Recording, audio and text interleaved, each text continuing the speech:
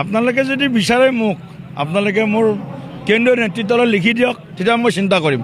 আপোনালোকে লিখি দিব লাগিব, আপোনালোকে লিখি দিব লাগিব মোক। এতিয়া মিত্ৰতা বিৰোধী ৰাজনৈতিক দলবিলাকে কাৰ লগত কেনেকৈ কৰে সেইটো তেওঁলোকৰ বিষয়। সেই বিষয়টোত আমাৰ বহুত বেছি মূৰ ঘমাবলগীয়া বিষয় নহয় আমাৰ।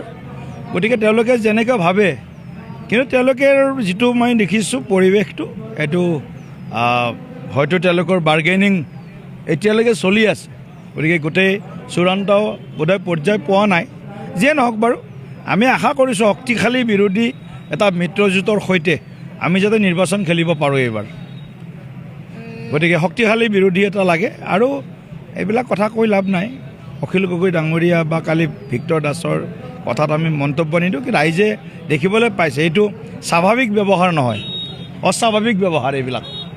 গতিকে অস্বাভাৱিক ব্যৱহাৰ স্বাভাৱিক পৰিৱেশত নাহে, নিশ্চয় অস্বাভাৱিক পৰিৱেশ এটাৰ তেওঁলোক হয়তো আগত সন্মুখীন হৈছে বা অস্বাভাৱিক পৰিৱেশ এটাতে আহিছে।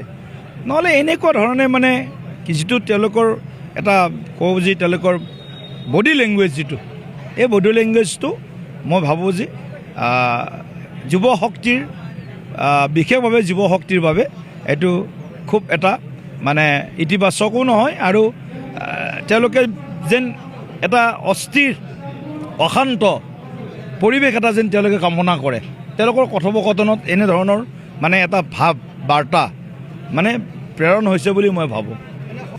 তিনিওটা সমষ্টিত NDA খেলিম, AGP BJP মিলি কিনি খেলিম। গতিকে চূড়ান্ত কোনো সিদ্ধান্ত এতিয়ালৈকে হোৱা নাই।